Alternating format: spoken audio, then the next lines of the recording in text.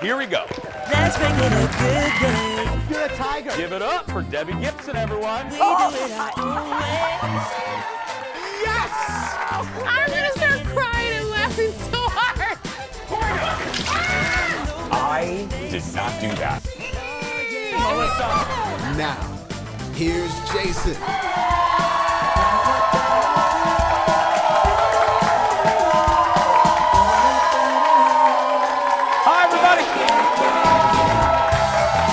Hi, everybody. Welcome to the show. We're back in the studio where we belong. Hi, everybody. Hi. Thank you. Thank you for being here. Thank you, everybody. We are back in the studio where we belong. They let us out. What the hell's going on over there already? Yeah.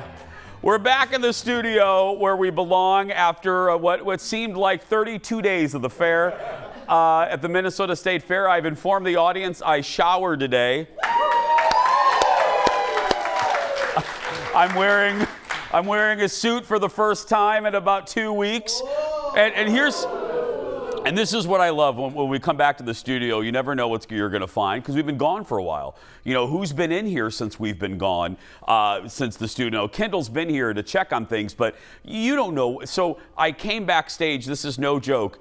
They dumped all of our stuff from the State Fair backstage. And here, this tells you everything you need to know about what went on at the fair. First, we have this. Don't ask what this was used for. Hot corn butter, and then finally, a dancing pickle. This is what you need. This is bottom. There we go. Come see Melissa at 2:30 at the Fox 9 booth. Wait a minute. No, wait a minute. Is this Melissa Peterman? No, wait a minute. Now, damn it, this is Melissa Peterman using...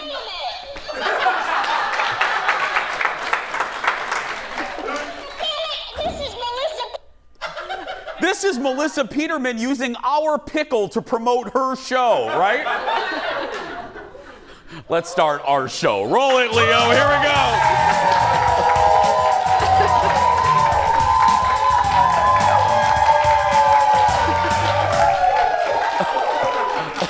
Ladies and gentlemen, I have missed her a lot. Give it up for my sidekick sister. It's Kendall, everybody. Hello, lovely. I missed a lot. I missed you. I missed you too. It's like we're in the flesh. It's so weird. I know. How you doing? I'm still here. You're still here? I'm still here, barely. I know. The staff jokingly, I think the Las Vegas odds on whether or not Kendall's gonna make it to our season premiere, which is next Monday. Yep. I laid Jeff, Eric, and I laid a $50 bill that you will not be here next Monday. I think Eric thinks, or somebody thinks you will. Aaron, what are we marking you down as? Yes or no? I think she's here. She's gonna be here. Okay. Uh-huh. I'll ask the. Looking at her, looking at her, I think she's You'll be here next be Monday. here. Look at all my Baby kicked Look, it the back, audience thinks so. Yeah. Now We'll see. we'll go into the audience and do some illegal gambling in the commercial break, but Yeah. Odds. it's good. But I missed you. It's good to be back with you. It's good to see you too. Yeah. I mean, I missed the fair, but it was the one day I went, I got in my car and was like, okay, I think that's enough for me. That was good. Yeah, Great. it is. I have noticed. I love it. Let me tell you, executive producer Jeff and I were talking about. It was a lot of fun this year, but as I get older, it's harder to do, and I get more tired. Just a little ounce of realness, but I had so much fun. It was so great meeting all of you. I just want to say now, I thanked the staff like Aaron, who filled in for you, who did an amazing job, and Shannon. Sure did. And the Brits, who we'll talk about later. But I thanked our staff, but before we do the hot dish, I sincerely mean this. I want to look in the camera. I want to apologize to my family because I'm not in the best mood during the fair when I get home. What? I know. I'm exhausted. I'm like a ball of goo. I say 4 words. I drool. I'm tired. My mother, I haven't seen my mother since last Tuesday, but they're all very understanding. My mother knows during the fair, we We don't text. She knows. She's very understanding. So is my husband. So I want to say I'm very sorry to my family, and I'm in a much better mood now. There we go. Yeah. Air conditioning. I'm back. Yeah, I'm back. Let's get started. Jeff doesn't think I'm in a better mood, but that's okay.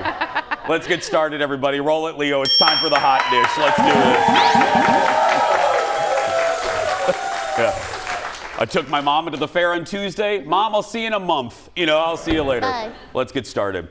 They are two of the most beloved, famous people, but Oprah Winfrey and Dwayne "The Rock" Johnson are dealing with some major backlash today. Now, this is what it has to do with. It has to do with a charity that the two started to benefit the people of Maui. We'll look at their video and we'll talk about it on the other side. Look.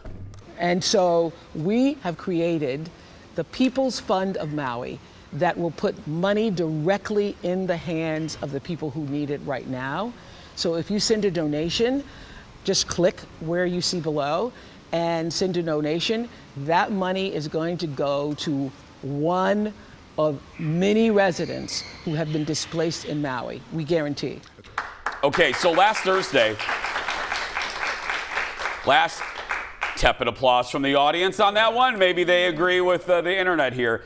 Well, here's the dealio. Last Thursday, Oprah and The Rock launched the People's Fund of Maui, asking folks to donate money to help those affected by, obviously, the wildfires. They started the campaign with $10 million, but the posts are receiving major backlash on Instagram and TikTok, with people criticizing the wealthy twosome for asking regular folks to donate. Some commenters say the pair could donate all the money needed and make it all back within a year. Others have criticized Oprah buying up large areas of land on Maui for her house. So far, neither Oprah or The Rock have commented on the backlash. I could spend literally, I'm not joking, I could spend the whole segment talking about this because this is the problem with Twitter. A lot of conversations in life are nuanced and have many layers, and this one does. For instance, let's take the land situation. That, to me, is a completely separate conversation. We can have a dispassionate, great debate on whether Oprah should own all of that land. We can also debate, should she give it back so there's more affordable housing for the residents of Maui? Absolutely. However, let's talk about the money. Let's talk about the charity. I feel, and I know it's weird coming from me because you know that I love Oprah, and a lot of you probably think you're going to defend her no matter what. That's not true. Just like with Disney, I have no problem calling out Oprah, even though I love her. This is my feeling. I don't know a lot about a lot, but I know a lot about Oprah. And I know it's really trendy now to look at everybody and look at motives and criticize motives and be suspicious of the Hollywood elite. I hate that term. But we're forgetting we have very short memories. If Oprah didn't have decades and decades of proof and evidence that she gives back, I could question her motives here. We shouldn't. I mean, Oprah has given millions and millions of dollars for decades. She put men through college at Morehouse during the Oprah Winfrey Show and never told anybody until the end of the Oprah Show.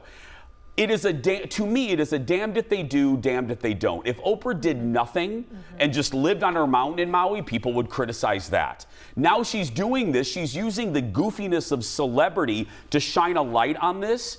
We're still going to complain. And also, I get that, they could fund the whole thing. I was raised to believe that I don't tell people how to spend their money. Just because they could fund it doesn't mean that they have to.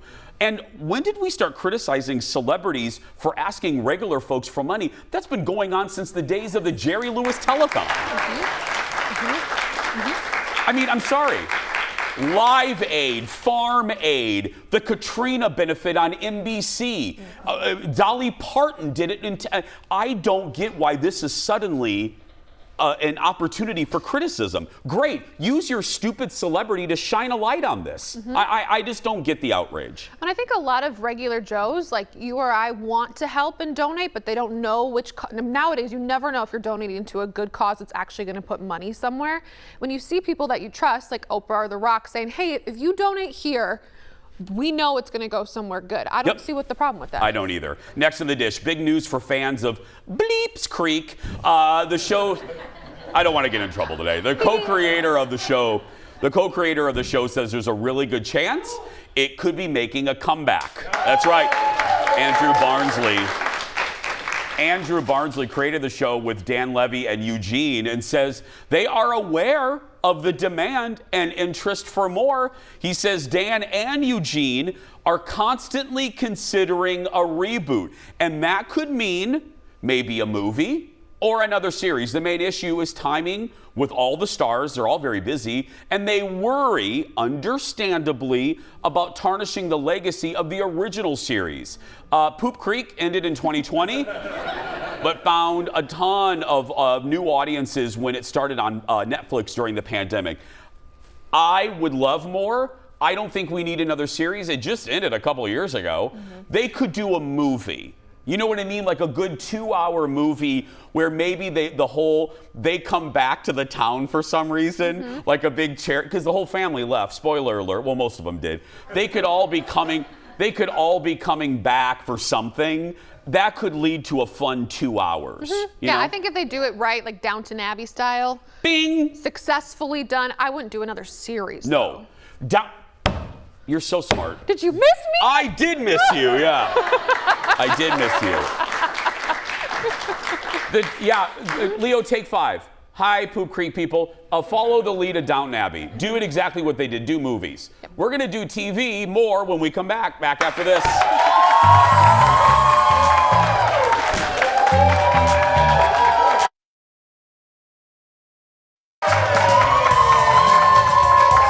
Welcome back to the show, everybody. Hope you had a really good Labor Day weekend. Hey, don't forget, I mentioned it right off the top. Monday is our 9th season premiere. We're gonna be debuting in new cities. Jeff just had a heart attack. Did you not know that, Jeff? I mean, we are. Yeah. Anyway, you were in the meeting, girl. Anyway. Even I know that. Even she knew that, yeah. I knew that. That's Monday, so if you want to be in the audience, we want a big audience to show off for Orlando and our new cities. Go to eventbrite.com and search for The Jason Show. Okay, moving on. Let's do some more dish. You've heard the theory that deaths come in threes. My grandma always said that. This morning, we're remembering 3 popular singers. First up, a guy who had a huge hit in the 70s that played a really memorable part in the movie Wayne's World. Look.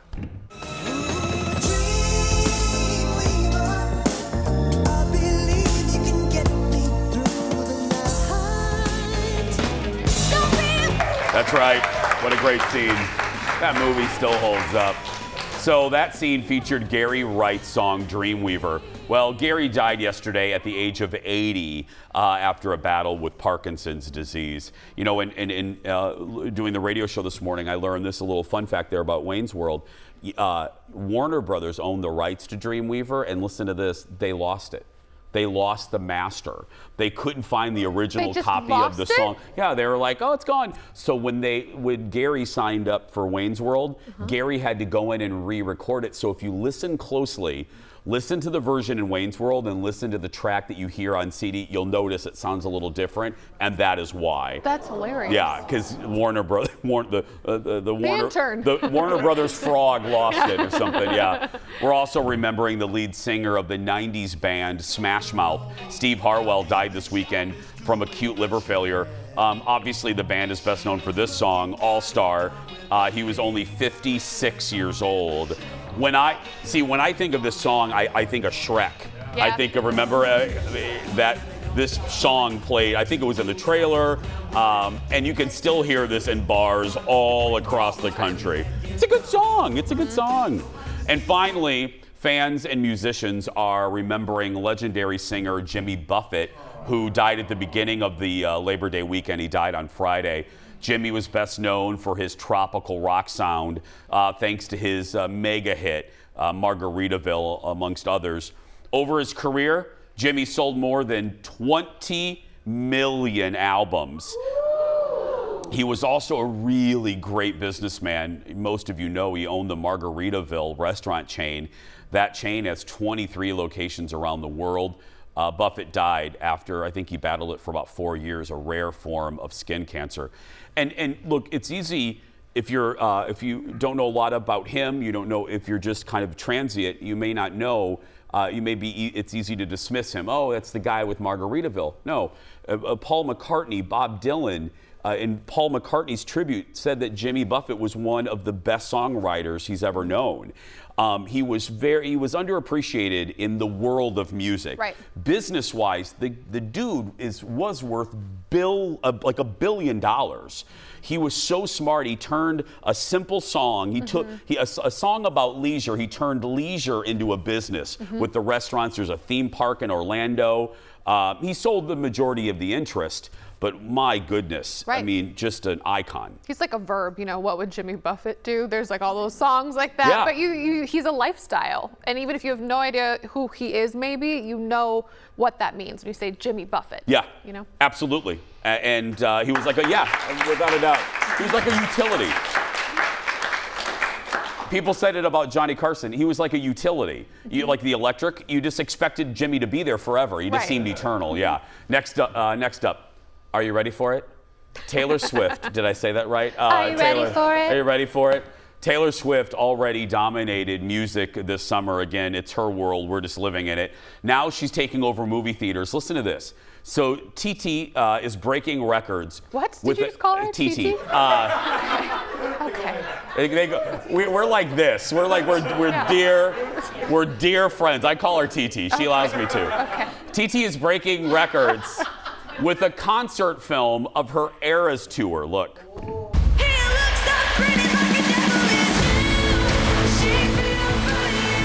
We're about to go on a little adventure together, and that adventure is going to span 17 years of music. How does that sound? Welcome to the acoustic setting. It's a cool song.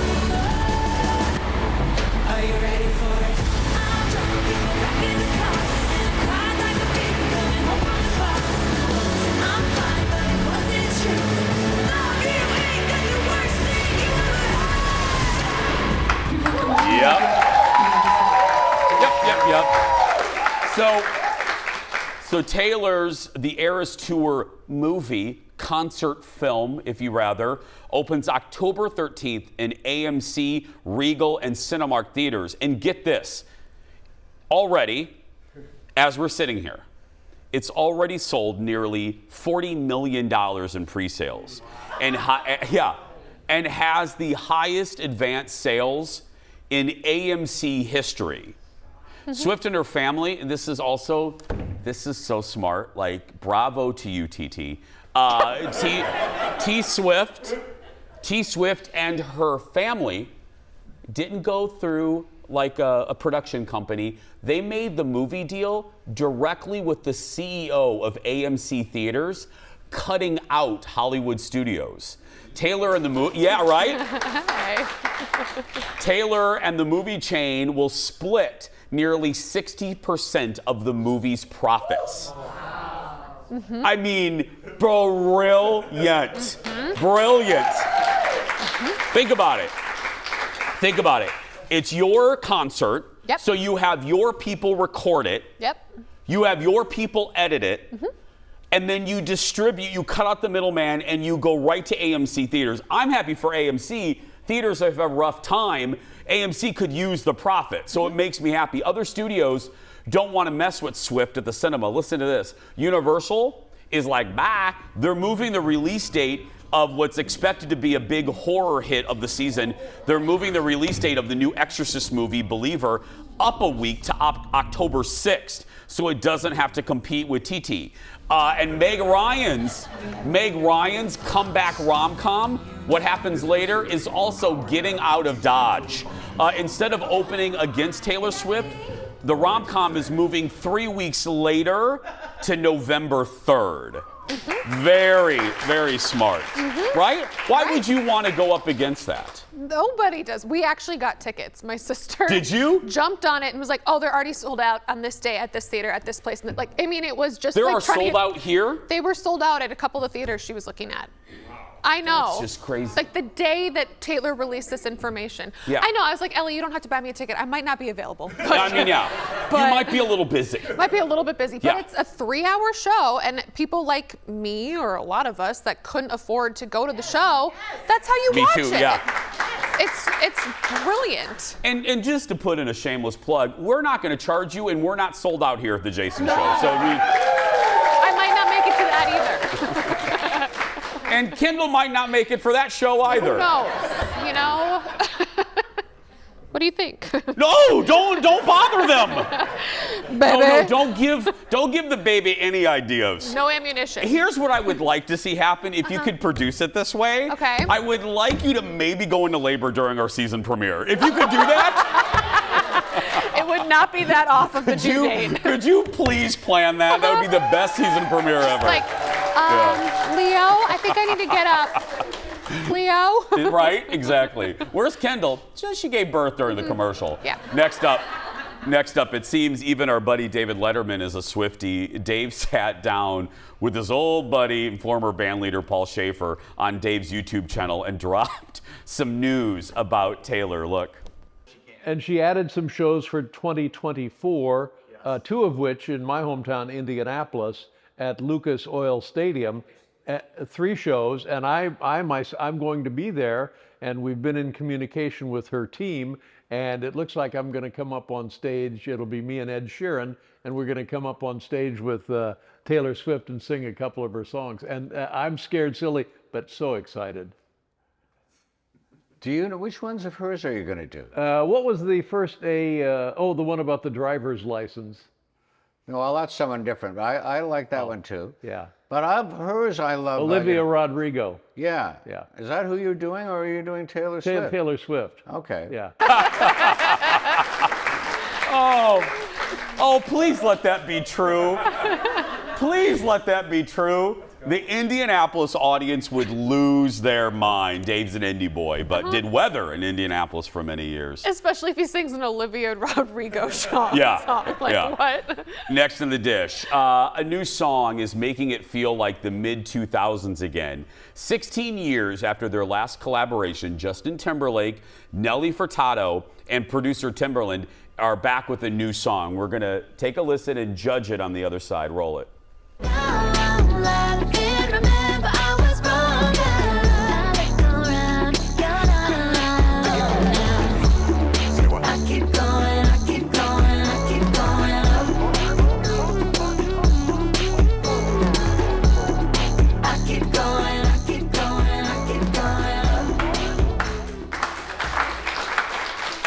No. Audience. Keep your energy. You don't have to applaud. Keep Going Up is what it's called. It's the first song from an upcoming album from Timbaland. He says there are 2 more songs from the trio that are ready to go. Well, I certainly hope they're better than that one. What? Do you like it? I like it. It's the same damn lyric over and over again.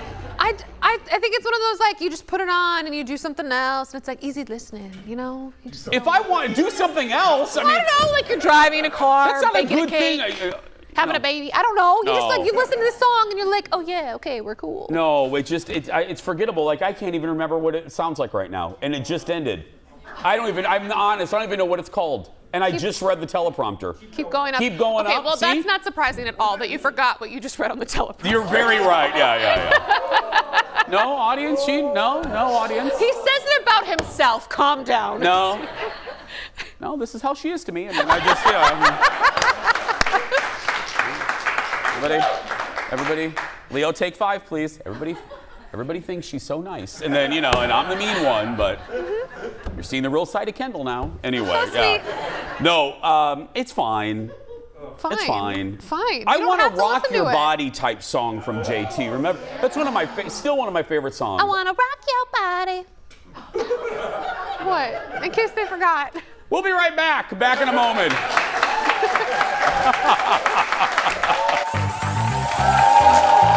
Coming up in just a little bit, y'all had a lot to say about our State Fair episodes. We'll be reading all of them coming up in the mailbag. And then, what's it like bringing superheroes to conventions all over the place? You're going to find out that and more when we come back.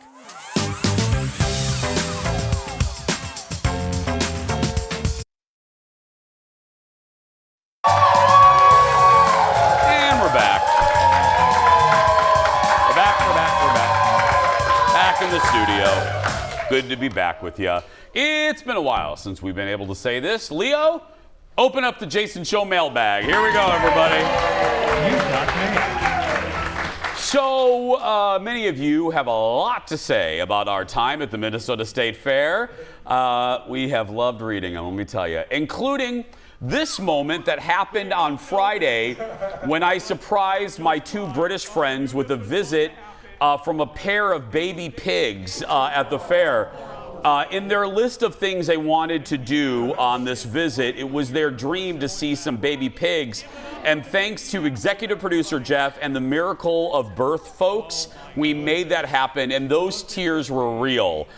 Joanna and Beth talked about that for the remainder of the weekend. Well, Paula says, never have I ever cried over a baby pig, but here I am because of the Brits' joy. The best, yeah. Believe me, that was authentic. And Rick commented saying, I love the British gals. Please have them on again. Yeah. And now, it seems though, one person on... This is, I tell the audience sometimes, and there's a couple people that have been here many times. I tell people, when you have a show, and I have the radio show of this, and Kendall knows, you're never surprised about what people say to you. I mean, people, you would not believe our emails sometimes. The darndest things. The darndest things. And this is example one. It seems one person on YouTube isn't so sure about those sneaky Brits. A user named Carrot Company says, let's speculate what the end game is for these two supposedly British girls who are supposedly bartenders at Disney World. How about we submit a list of questions to determine what parts of this story are true? He continues, no, we're not done. Exactly where in the UK do they come from?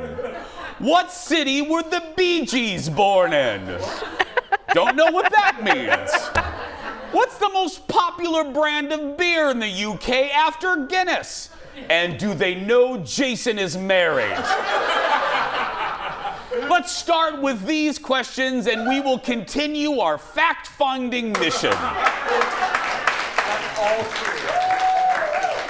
I really mean this.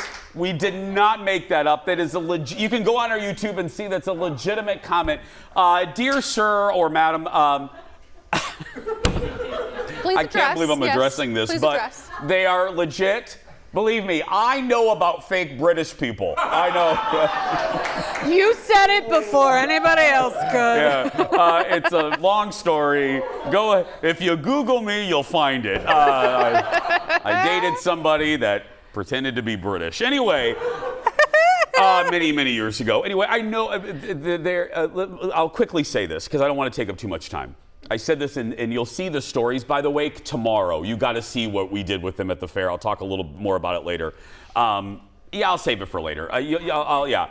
It was joyful. What they showed right there, that's really who they are. Next up, a comment about a story Kendall did last week. She visited the cheese curd capital of the world, also known as Ellsworth, Wisconsin. Kendall went to work at the Ellsworth Creamery to make some curds. Well, we got an email from Jan. I laughed so hard when Kendall was on the packing line boxing up those curds. It was so reminiscent of the Lucy and Ethel Chocolate Factory episode. Taking on the 9-to-5 jobs is always fun. Your next big job is motherhood. And you're going to make the best mom ever. You sure will. That's so sweet. Thank you. And you'll see that happen on our season premiere.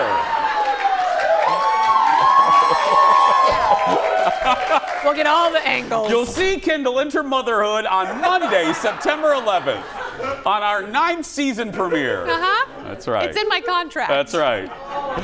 Next, a comment from someone who got to play Pictionary with us at the fair. So here's the deal. Here it is right here. On the first Saturday, Pictionary TV host Jerry O'Connell visited our state fair booth, and I got a chance to play with my friend and host of Person, Place, or Thing, Melissa Peterman. You know, the friend of the pickle. Jane says, I'd like to thank you for letting me play Pictionary and for the generous $1,000 air voucher. I'm looking forward to planning a vacation. Jason Jason, Melissa, and Jerry were all gracious, humble, authentic, and extremely fun to play with. No, you were great, Jane. No. Jane was lovely, and I believe it was her husband. I said I would never forget their names because her name was Jane and his name was Austin. So Jane Austin. No, I think they were mother and son. I don't know. I think I forgot the relationship. Finally, a comment about something I wore during the fair. Early last week, I wore a sweater on one of the cooler mornings. Well, Laura in Seattle sent an email to us saying, "Tell Jason the sweater on Monday's broadcast is his best yet." I was staring at the screen because I can't for the life of me tell the color. Is it pink meets orange? Or is it pink adjacent? In any case, it's so darn cute, I felt compelled to pass along the compliment. Yeah. So, Leo, take 5. I got so much grief for that damn sweater. why? I walked in the next day, and executive producer Jeff looked at me and he goes, "You weren't wearing a Jason Show polo yesterday." What? Sorry. I said it that day. Oh, you did say it that day. That's right, yeah. But I didn't want to wear it. And it was chilly that morning, and I'm temperature sensitive. Imagine that. Jason Matheson is temperature sensitive. And I do. That's a light little summer sweater that I actually like. It's peach, by the way. Peach. It's pink adjacent. I love that. Not salmon. No, peach. I do like that little. Jeff's mom also did not like that I was not wearing something with the Jason Show on it. It runs in the family. Yes, it does. I'm just grateful now. I told the audience, I'm just grateful now that I'm not in a polo today. That I'm in a back in a suit. You look nice. Thank you. You do too. Lovely. Keep the emails coming. Keep the emails coming. We do the mailbag on Mondays. We're going to take a break. We'll be back right after this. Back in a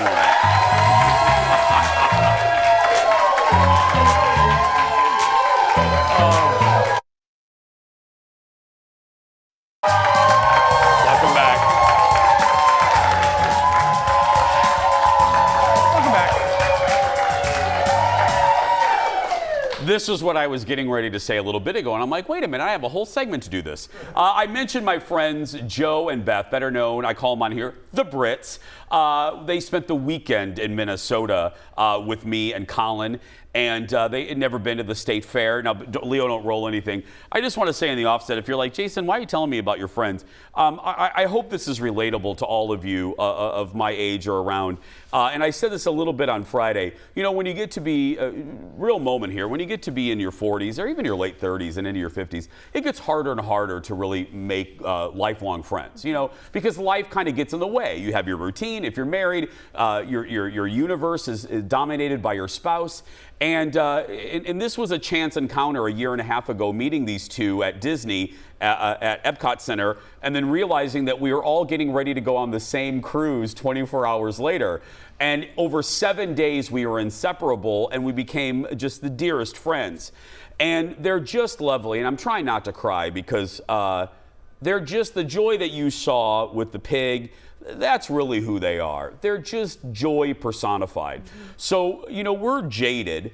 We get to go to the fair. No, we're jaded about a lot of things. But, you know, the Minnesota State Fair, we've been going to it since God was a boy. And it's sometimes like when you take advantage of things in your own town, you forget how great things are.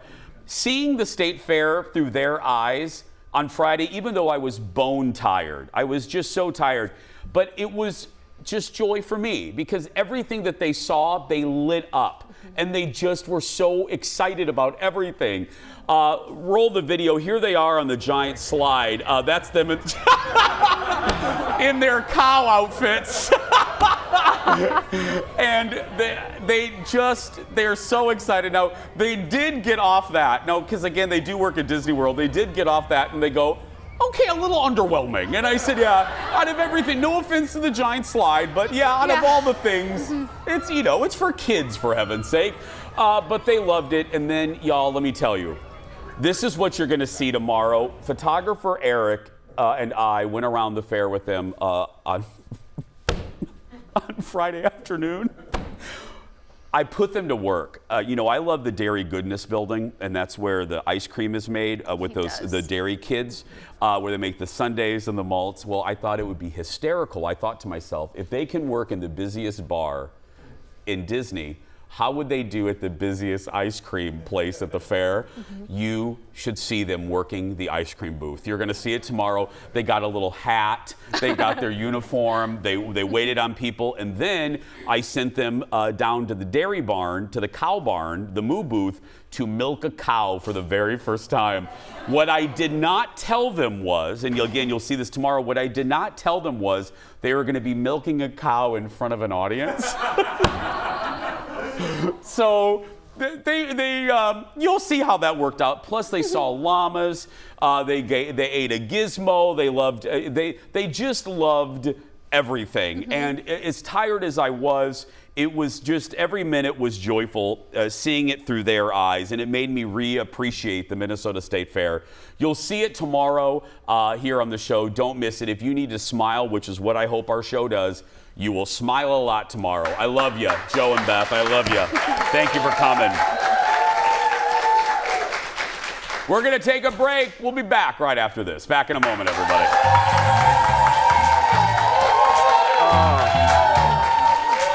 You should have seen him, though. Welcome back. Thank you for being here on this Tuesday that feels like a Monday. Well, attention fans of superheroes, nerds like me, the world of X-Men is coming to Minnesota in the coolest way. Even if you're not a comic book person, don't turn off. This is awesome. The Uncanny Experience is an immersive event attracting fans from around the globe, created by a Minnesota man known for his work on Oscar, Grammy, and Emmy-winning campaigns. It's your chance, quite literally, to live like a mutant and show your mutant powers. Look. You may feel like an outsider in the world, but here at Xavier School, you are welcome. Enroll today and step into the world of X. Yes. This is awesome. So the two-day Uncanny Experience is happening next Saturday and Sunday, September 16th and 17th. Joining us today is the founder and producer of the event. Give it up for Chandler Poling, everybody. I lost my voice there. Okay. I'm sure people are looking at that video and they're like, what the hell is that? Yes.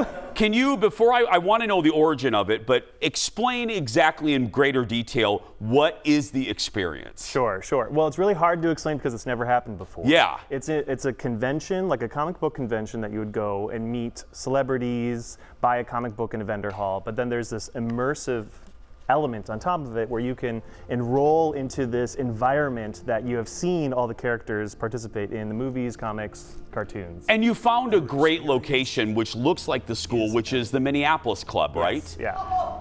Right, I know. If those local folks going, oh, now we know how. Yeah, Chandler didn't build a set, y'all. That's the Minneapolis Club. How long did this take to produce? Well, we started pre-production on it March of 2022, yeah. So. And what was the origin? Like, how did this idea, because I'll talk about the other lives you've led in a minute, but how did this, because this is kind of a hybrid of a couple things. How did this idea come to you? Well, so I love the X-Men. I've been a big fan of them ever since I was a little kid, and there's no event servicing them. You know, there's Power Rangers events, there's He-Man events, there's Xena Warrior Princess events, but there's nothing for X-Men. And so I was really? like, yeah. So I was thinking to myself, I was like, we need to do something, me and my producing partners, we need to do something that services this community. We love it. We don't have any outlet to express this. So we were going to do a regular convention.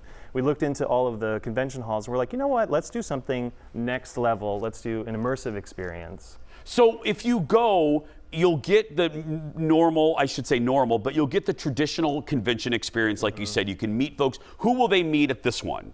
We have a legendary writer named Chris Claremont. He wrote the X-Men for decades, basically, and it continues to this day. We also have talent from X-Men, the animated series. They did the voice of Rogue, Wolverine, Jubilee. We have the creators of the show, X-Men, the animated series. We have an actor from the X-Men films, Daniel Cudmore, who played Colossus in 3 of the films. And right there, you're just looking at a little bit of it. And so this all okay, now not this, but this is kind of in your wheelhouse because, correct me if I'm wrong, one of your first jobs in the industry, you worked on NBC's hit Heroes, right? I did, yeah. Really? Yes. What did you do on Heroes? I worked in the art department and set decoration. Oh my goodness. Yeah, for 3 seasons. And then, okay, and then the other life, I told you, Chandler's had a lot of lives, and they're all fascinating. So you have also, you know how to do this because you have produced panels for Comic Cons, Yes, right? yeah. What, can I ask, what's the hardest part? Because a lot of us have been to a panel, maybe a con of some kind. What's the hardest part of putting those together? Is it dealing with the talent? No, honestly, it's dealing with all of the elements of the show. So it's maneuvering people around, it's the scheduling. It can be the talent, of course. But, Yeah. But it's mostly just competing against all the noise that's going on. You know, you want to make yourself the most visible, but there's also so much competition going on. And you've also, now, you got to fill in the blanks for me here. You have worked with artists for their campaigns for the Oscars, and tell them what you did, because I don't want to get it wrong. Yeah, so my profession is working, I'm a publicist for composers, songwriters, and artists in film, TV, and video games. And yeah, we've worked on a lot of Oscar campaigns. We did the Oscar-winning campaign for Joker with Hildur Guðnadóttir. We worked on the Eurovision Song Contest song that was nominated a few years ago. Yeah. You made our staff very happy with that one, yeah. Chandler, what goes into, let's talk about Joker. What if, for the people who don't know, you're probably sitting here watching going, what do you mean campaign? Can you explain what goes into a campaign? Yeah, for sure. So, there's voters for the Oscars, and the way that the Oscars vote is the music branch. These are people specific to music, composers and songwriters, that are voting in this category. So you are trying to campaign for their attention, their vote, and so it's about keeping a database, it's being aware of who they are, and then doing screenings, events, Q&As, media, interviews. Targeted marketing? Yeah, targeted marketing, yeah. So when you see those ads, when you go on Variety, y'all, or you go on Deadline and you see those ads, for your consideration, that's a campaign. Yeah. Done by Chandler. Right. Done by Chandler, okay. Let me take it full circle. We'll end how we began. Let's go back to the Uncanny Experience. What is your favorite, because this has never been done before, what is your favorite aspect that fans can look forward to in the immersive experience portion of it? Sure. So, oh my God, there's so much. But I will point out one. There's a character in X-Men comics named Dazzler. She is a pop star mutant character, and we have a local singer. Her name's Jillian Ray, and we're dressing her up as Dazzler, and she's going to give a concert. And so it's kind of like this immersive entertainment, like bringing the comic books to life. If you need someone in the future, we know another local musical talent who also has mutant abilities, Aaron Schwab. Yeah, that's right. She can help you in future. She's not wearing pants today, but she'll be fine. Yeah. Give it up for Chandler, everybody. The Uncanny Experience. You guys have to go to this. The Uncanny Experience is happening next Saturday and Sunday, September 16th and 17th. You want tickets? Of course you do. For tickets and a full rundown events, head to theuncannyexperience.com. We'll be posting this on social. Search for The Jason Show. We'll be right back, everybody. Back in a moment. Thank you, Chandler, so much. I appreciate it. Thank you. After you.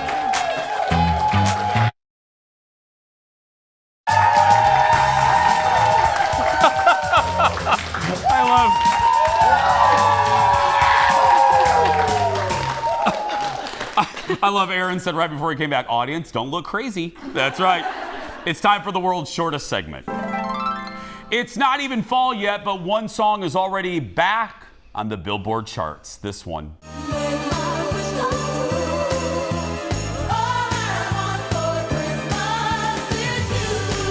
Yep, Mariah Carey's All I Want for Christmas Is You is charting already in the Philippines. It had more than 300,000 streams in the country just on Friday alone.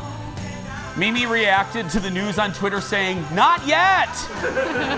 But I'll allow it for my Filipino lambs, though. I don't make the rules. Mariah usually starts celebrating the season on November 1st. We'll be right back. Back in a moment. Back in a moment.